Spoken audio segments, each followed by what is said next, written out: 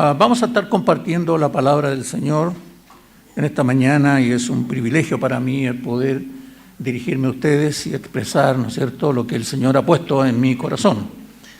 Hemos estado durante un periodo dando una serie de predicaciones que tienen que ver con las características que debe mostrar la Iglesia en el tiempo en el cual estamos, que es desde la primera venida del Señor hasta la segunda venida que esperamos.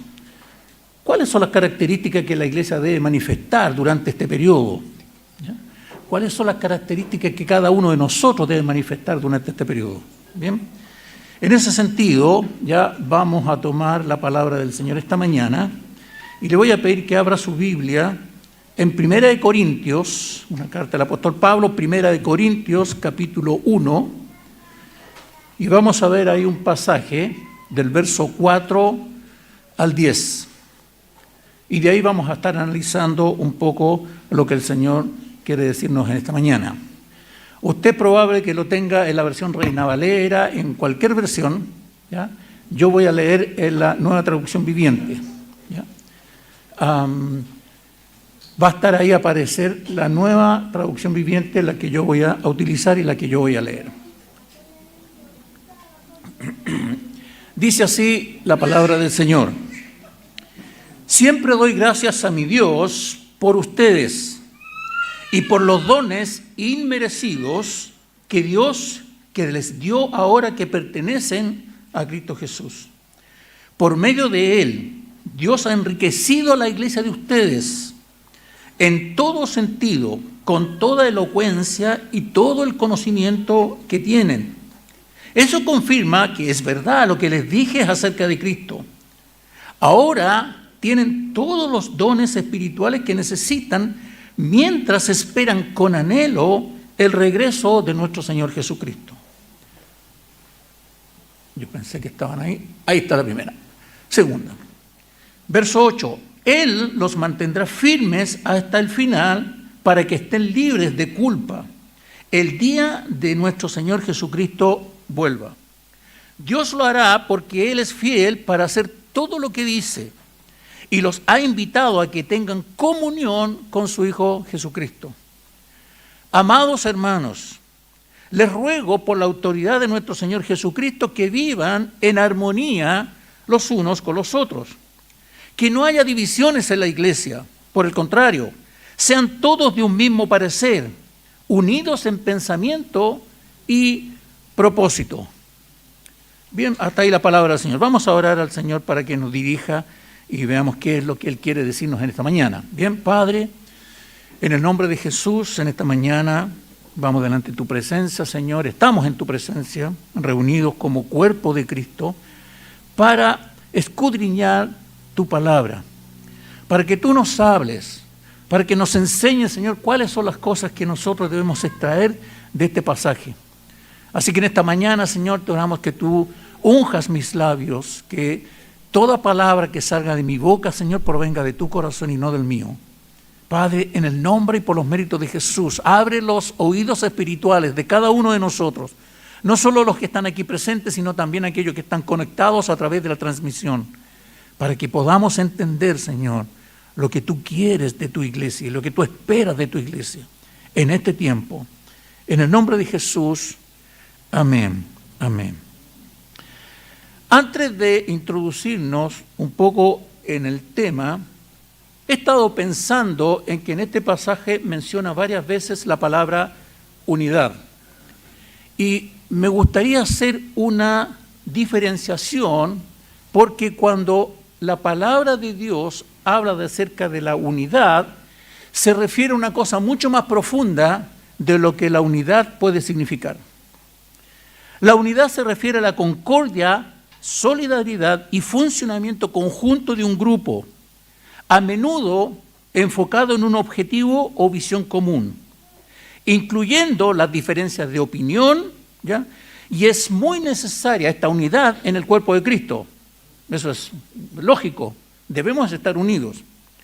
El punto es que a veces podemos estar unidos, pero no en unanimidad. A veces podemos estar unidos, pero no en concordancia. Podemos estar unidos, pero pueden haber diferencias entre nosotros.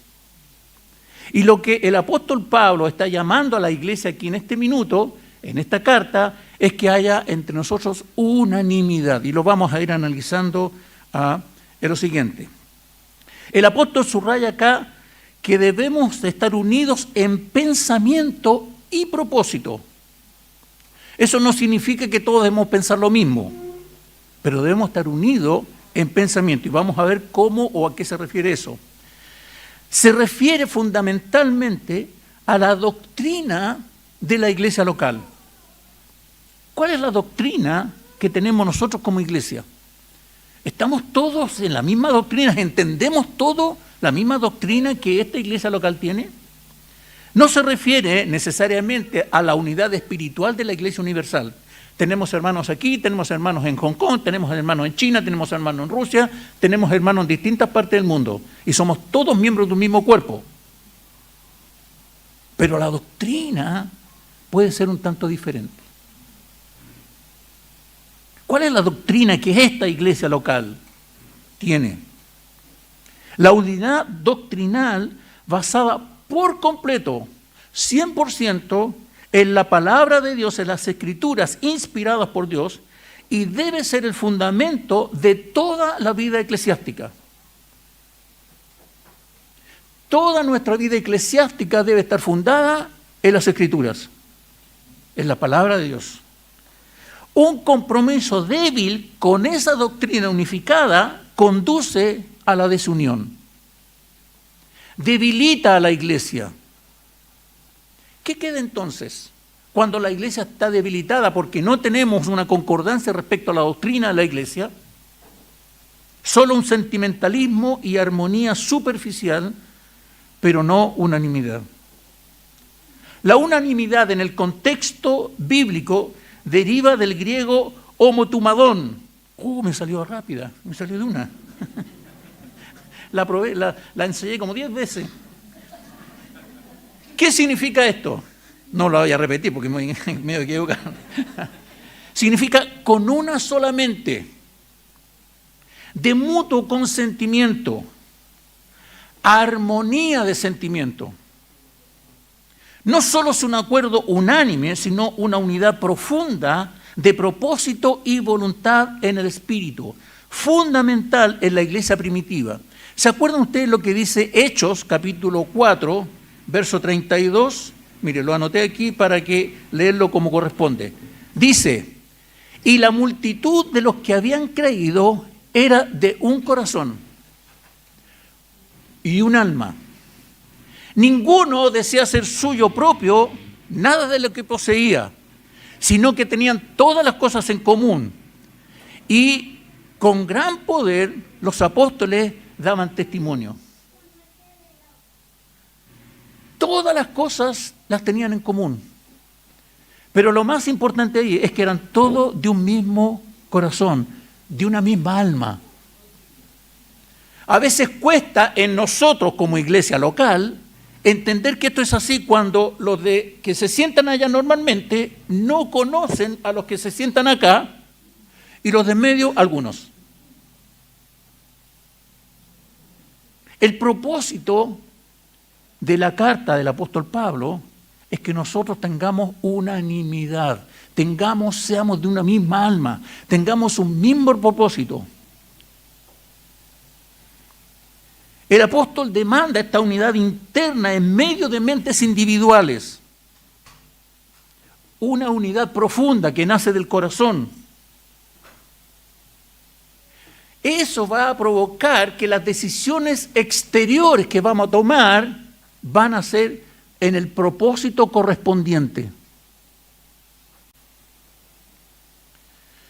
Unidos en la verdad, con diferencias en las creencias, en las convicciones, en los parámetros, en la conducta, con principios morales emanados de las Escrituras. Una de las cosas importantes que los padres, y sobre todo aquellos que tienen niños pequeños, es que les enseñen principios bíblicos, no la moralidad, porque la moral cambia. La moral cambia con las costumbres, pero los principios bíblicos son eternos. Cría al niño en su camino, y cuando fuere viejo, no se apartará de él. Cría al niño en su camino, dirígelo en su camino, enséñale. ¿Se acuerdan el pasaje en el Antiguo Testamento? Y estas palabras las repetirás a tus hijos estando de día acostado en el campo, caminando, etcétera, etcétera. Cuando uno establece principios bíblicos en la vida de los hijos, es muy probable que las decisiones que tomen cuando ya tengan la capacidad de tomar decisiones van a ser decisiones correctas. El punto aquí, hermanos, es que cada uno de nosotros debemos buscar estar en unidad con nuestros hermanos. Con esto en mente, como introducción, vamos a entrar a analizar un poco el pasaje que estamos viendo. Vamos a separar este pasaje en dos grandes grupos. El primero tiene que ver con la acción de gracias por los recursos espirituales de la iglesia, que están en el verso del 4 al 9. Pablo da gracias a Dios por los recursos espirituales que Dios le ha dado a la iglesia. Y el segundo tiene que ver con un llamado urgente a la unanimidad en el verso 10. El verso 10. Primer punto entonces. ¿Cuáles son los recursos espirituales que Dios le ha dado a la iglesia para que viva en este periodo en la espera de la segunda venida del Señor?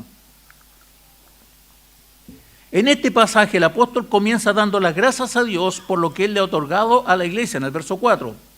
En primer lugar, por la gracia de haberlo llamado a tener comunión con su Hijo.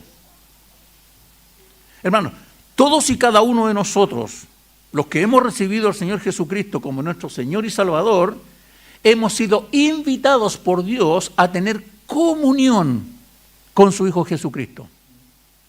Usted tiene comunión con el Hijo de Dios. Nosotros, cada uno de nosotros tenemos comunión con el Hijo de Dios. A eso hemos sido invitados. Mucha gente rechaza esa invitación. Muchos serán los llamados, pocos los escogidos. La versión Reina Valera lo traduce de la siguiente manera: la gracia de Dios que os fue dada en Cristo Jesús. Hermano, es en Cristo Jesús que la gracia se revela a nosotros. Es por Él, en Él y para Él que usted y yo estamos hoy día donde estamos. Por la gracia de Jesucristo. No podemos jactarnos, soy cristiano yo acepté este llamado, porque no hay ni un mérito en nosotros, ninguno, hermano. Ni su profesión, ni su estatus, ni su situación económica, no hay ni un mérito. Ni sus conocimientos, no hay méritos. Nada pudo ver Dios en nosotros que le motivara a Él a llamarnos. Solo la gracia de Jesucristo. Solo la gracia, solo el amor de Dios. Que nos sacó de donde cada uno de nosotros estábamos para llamarnos a tener comunión con su Hijo. La versión que leímos, la Nueva Traducción Viviente, señala por los dones inmerecidos que les dio ahora que pertenecen a Cristo. Cada vez que una persona conoce al Señor Jesucristo como su Salvador personal y su Señor y lo acepta, recibe dones. Todos nosotros tenemos a lo menos un don. El punto está en, ¿he descubierto yo cuál es el don que Dios me dio? ¿Lo ha descubierto usted? ¿Se ha preocupado, se ha ocupado en ver cuál es el don que Dios me ha dado? Todos tenemos dones. La palabra del Señor le dice. Dios nos ha dado talentos, pero también nos ha dado dones. Y si alguna vez tiene usted alguna duda, veamos lo que dice Efesios capítulo 4, versos del 8 al 13. Dice, por lo cual, subiendo a lo alto, llevó cautiva la cautividad y dio dones a los hombres. ¿Y esto de qué subió? ¿Qué es? Sino que también había descendido primero a las partes más bajas de la tierra. El que descendió es el mismo que también subió por encima de todos los cielos para llenarlo todo.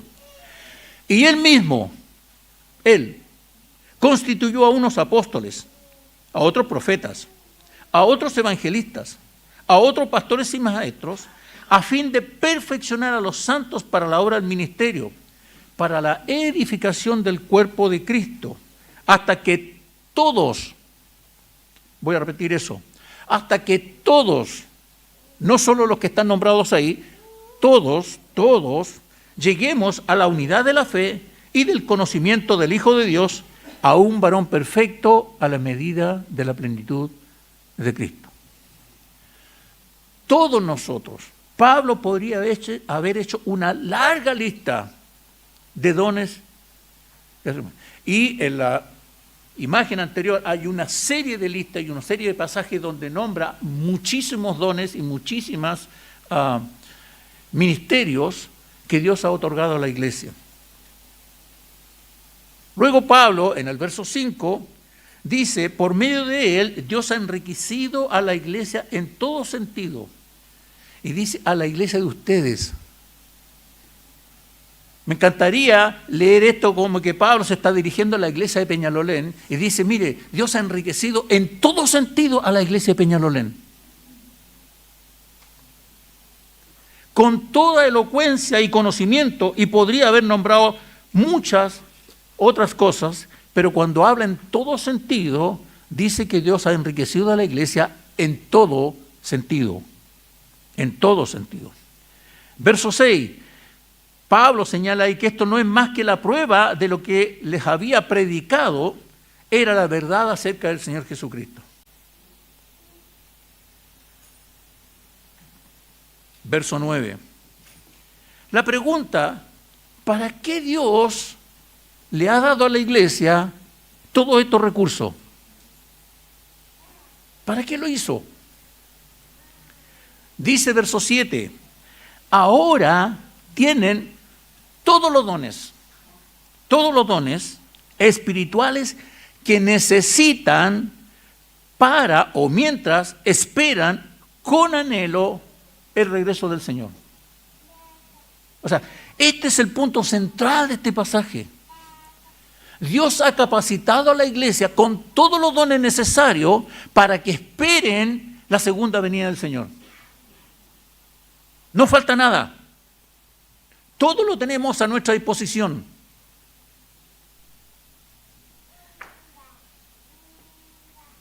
Esto es tan cristalino cuando uno lo entiende que tenemos a nuestra disposición todo lo necesario para vivir durante todo este periodo mientras esperamos con anhelo la segunda venida del Señor. Nada nos falta. Ahora, cuando uno mira la realidad de la iglesia, pareciera que esto no calza. ¿Por qué en la iglesia existen los problemas que existen? ¿Por qué tenemos tanta diferencia? ¿Por qué tenemos distanciamiento con unos hermanos y no con otros? La situación en la vida real no se ve tan clara como que efectivamente la iglesia estuviera haciendo uso de todas estas capacidades y estos dones que ha recibido. De hecho, la vida misma se ha tornado tan difícil, las circunstancias que vivimos diariamente son tan complejas, el mundo que nos rodea se va hundiendo más y más en una degradación moral que nos presiona día a día y quiere hacernos creer que nosotros somos los malos de la película. quiere hacernos creer que nosotros somos los desadaptados, que no entendemos las nuevas corrientes de pensamiento. ¿Cómo es posible que ustedes no entiendan que yo me percibo como mujer? ¿Cómo es posible que nosotros estamos siendo llamados como los desadaptados de la sociedad y no podemos entender esta nueva corriente de pensamiento? ¿Qué hacer cuando el mundo nos presiona? Cuando tenemos una presión social tan fuerte. Siempre he comparado yo a la iglesia en el sudeste asiático, en fin, y todas las persecuciones que tienen las iglesias en esa área, ¿ya?, que son una persecución física. Pero nosotros aquí en América tenemos una persecución ideológica. Una lucha entre las nuevas corrientes de pensamiento y la corriente de pensamiento nuestra, que es la palabra de Dios.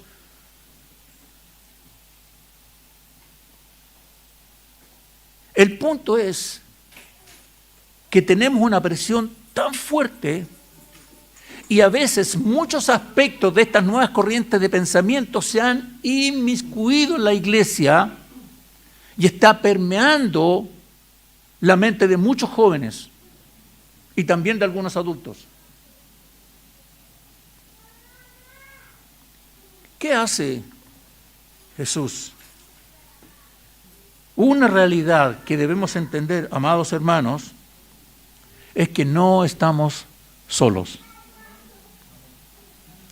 Él está en medio nuestro. Él está en medio nuestro.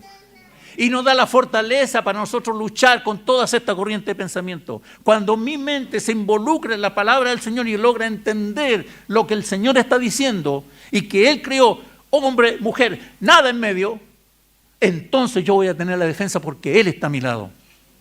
Y no solo está a mi lado, sino que está en mí, porque ha venido a habitar en mí por medio de su Espíritu Santo. No estoy diciendo que nosotros debemos empezar a levantar megáfonos y hacer marchas para... No es eso. Que tus convicciones, que están afirmadas en la palabra del Señor, es un recurso que Dios te ha dado para vivir durante todo este periodo mientras esperamos la segunda venida del Señor. El mundo, hermanos, no va a mejorar. La sociedad no va a mejorar. Cuando usted lee, y léalo después en su casa si gusta, el libro de Romanos, capítulo 1, del verso 18 en adelante, en donde dice la palabra del Señor que la ira de Dios se revela contra toda injusticia de los hombres, etc. Hay tres formas en las cuales Dios entregó a los hombres a sus propias decisiones. Y la última es que el hombre, el ser humano, lo entregó Dios a una mente reprobada. O sea, su mente ya no funciona como debiera funcionar. Hoy día cualquier cosa para él puede ser verdad.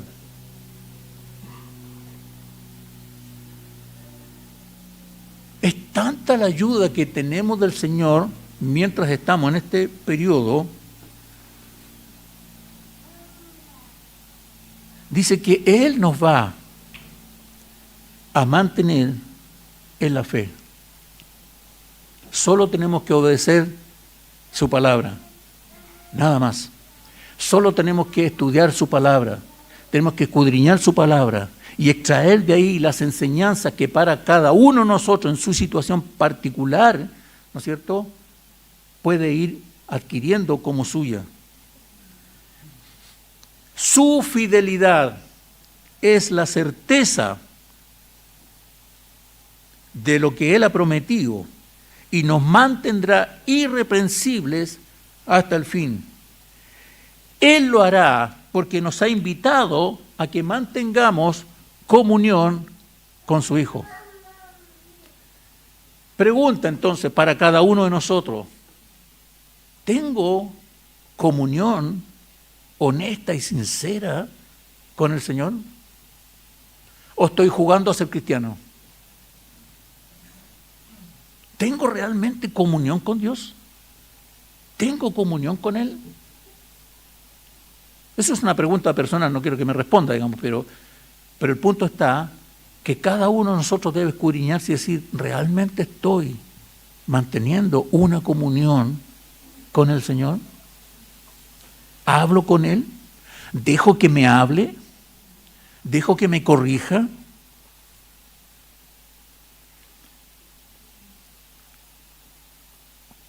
Hermano, usted no está solo. El Señor está con usted. El Señor está con usted. Eso me lleva al último punto. El llamado urgente a la unanimidad.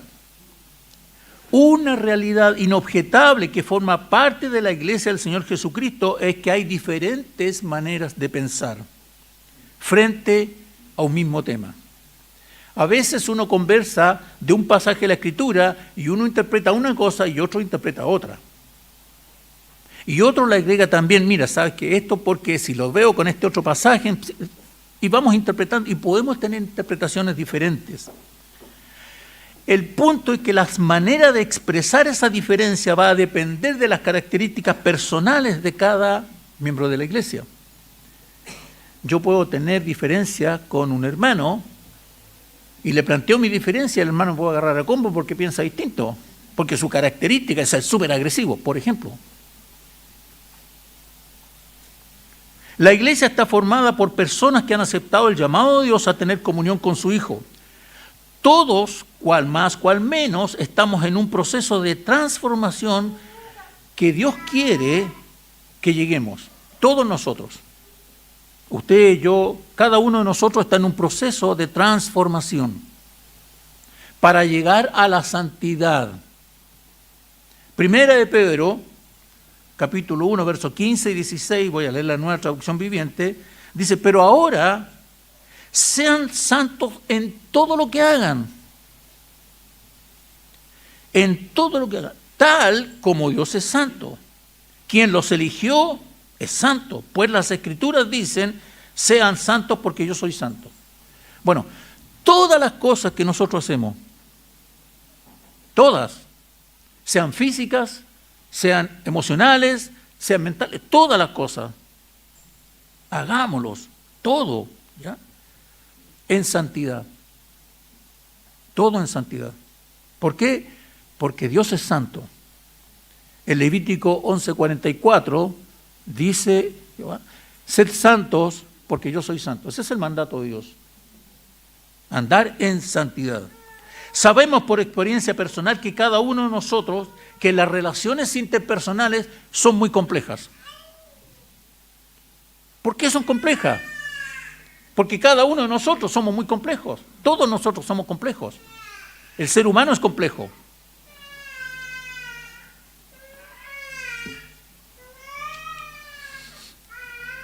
A veces las diferencias son tan marcadas, estoy hablando de la iglesia, entre hermanos, a veces las diferencias son tan marcadas que comienzan a ser más preponderantes que el propósito final de que somos hermanos.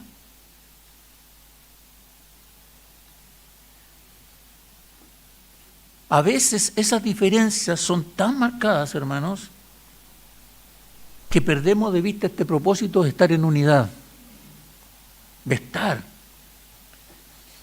unánimes. Tanto es así que se empieza a generar ciertas actitudes en el cual, oh no, yo no me junto con este hermano porque es tan complicado, entonces prefiero juntarme con estos otros que no son tan complicados. Y es porque las características personales de cada uno son diferentes. El punto es que eso es un principio de una división que está escondida. Que está escondida. Estamos en una elección de diáconos y dijeron, ese hermano no, yo quería este otro, y empezamos a generar ciertas cosas y prejuicios en función de un hermano y no sabemos la obra que Dios está haciendo con ese hermano. Perdemos el objetivo central, que es que la iglesia tiene que mostrar unanimidad. Porque no es con mi propósito, ni es con su propósito, es con el propósito que Dios tiene. Y Dios ocupa a quien a Él le place. ¿Se entiende, no? ¿Recuerdan ustedes el pasaje Filipenses 4:2? Pablo le escribe a la iglesia de Filipo y dice: ruego a Evodia y a Síntique, dos hermanas que habían trabajado en el ministerio con Pablo, que habían sido muy trabajadoras en todo el ministerio de Pablo. Pero resulta que tenían una diferencia entre ellas dos. Y esta diferencia tiene que ser muy profunda para que haya llegado a los oídos de Pablo. Y que Pablo las pusiera en esta carta, wow, dice harto. Y les pide que sean de un mismo sentir. No les pide que se hagan amigas. Oye, háganse amigas, ¿para qué pelean tanto? No, no, no. Sean de un mismo sentir. Y eso es una cosa mucho más profunda, porque eso tiene que ver con el propósito mayor a los propósitos individuales que cada una de ellas tiene.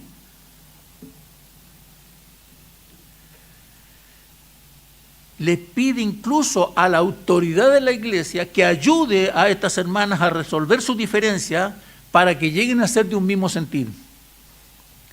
El Espíritu Santo sabía perfectamente que esta realidad se manifestaría en la iglesia a través de todos los siglos. Inspira al apóstol Pablo a enfrentar estas situaciones con un corazón muy pastoral, muy pastoral.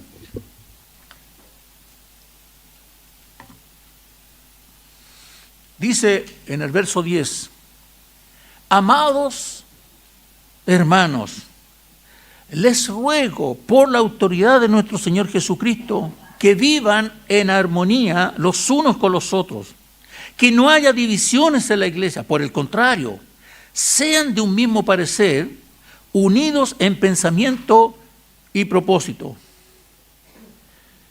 Pablo había establecido la iglesia en Corinto, por lo tanto tenía toda la autoridad para reprenderlo, ¿sí? Él había establecido la iglesia, entonces eso le daba cierta autoridad, pero no usó esa autoridad. Pablo era apóstol, tenía toda la autoridad apostólica para reprenderlos, pero no usó su autoridad apostólica. Él usó la autoridad de Cristo. Dice, amados hermanos, ruego por la autoridad de nuestro Señor Jesucristo, porque no era el propósito de Pablo, no era el propósito de los líderes de la iglesia, era el propósito de Dios, del Señor Jesucristo. Pablo expresa su amor hacia los hermanos y se quita el manto de su propia autoridad para tratar el asunto, pero no los deja libre, porque su intención es que los hermanos vean la verdadera y majestuosa autoridad a la que deben someter sus diferencias. Igual nosotros, hermanos, todas las diferencias que podamos tener en la forma como hacemos las cosas debe ser sometida a la autoridad del Señor Jesucristo. Si las cosas no se hacen como a mí me gustaría que se hicieran, y yo encuentro que se están haciendo mal, bueno, plantearé de manera adecuada al liderazgo, creo que esto se está haciendo mal, para que se tome una decisión. Y si el liderazgo dice, no, hermano, así lo estamos haciendo bien, bueno, perfecto, usted ha cumplido con su responsabilidad como hermano, como miembro de la iglesia, pero deja todo en manos del Señor, para que el Señor haga lo que tiene que hacer. No que, como no se hace como yo, entonces me voy a ir a otra iglesia. Y busco otra iglesia, donde las cosas se hagan como yo. ¿Los voy a decepcionar? Sí. No hay iglesia perfecta. Por una razón muy simple. No hay hermanos perfectos. Todos sabemos dónde nos aprieta el zapato. Les ruego, por la autoridad de nuestro Señor Jesucristo, Pablo quiere mostrar a los corintios y también a nosotros que hay un bien superior a nosotros. Que hay un bien superior, algo que va mucho más allá de nuestras propias y legítimas opiniones y pareceres. Algo que es mucho mayor que tu propósito y el mío. Que es el propósito de Dios.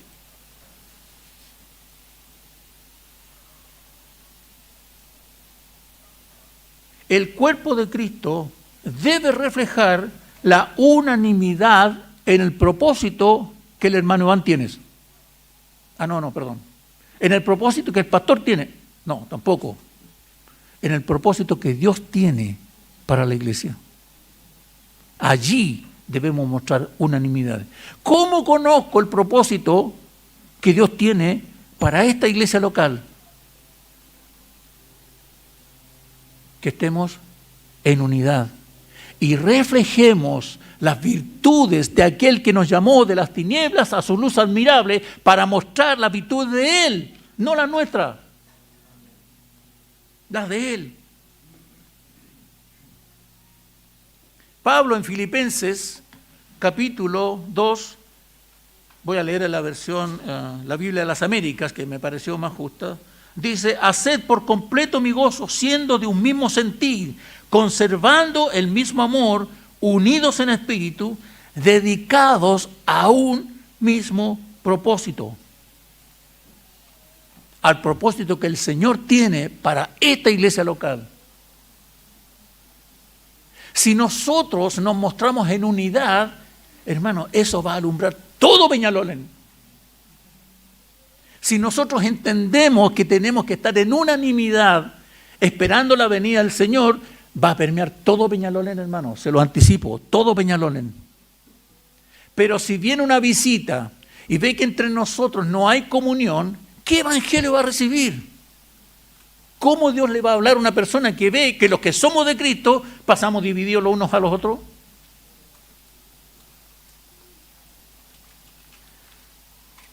Solo por mostrar un ejemplo de cómo se previene un bien mayor,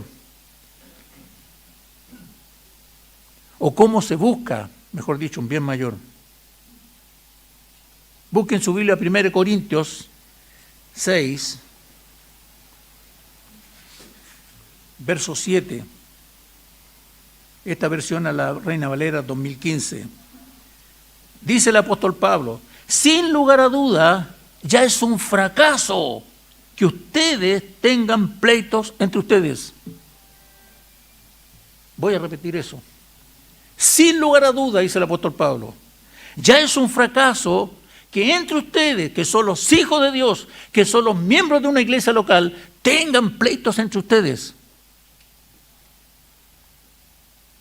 ¿Por qué no sufrir más bien la injusticia? Si yo tengo un pleito con un hermano y no hay caso, hermano, sabe que ya, no importa. Yo cedo. ¿Por qué? Porque tenemos un bien mayor que es el bien de la iglesia, del cuerpo de Cristo. Aunque sea injusto para mí, no importa. ¿Cuántas veces los grandes hombres de Dios y también los medianos hombres de Dios han sufrido injusticias y han aceptado esa injusticia sabiendo que Dios tiene el control de todas las cosas? ¿Por qué no más bien aceptan el ser defraudados? Si eso conlleva a exaltar el bien superior. Amados hermanos, nosotros debemos reflejar unanimidad en el cuerpo de Cristo. Unanimidad. Esa es la forma como el mensaje que nosotros entregamos va a tener un respaldo en nuestras propias acciones. Yo no saco nada con predicar un mensaje muy lindo, pero si usted no ve el respaldo en mi vida, mis palabras pierden poder.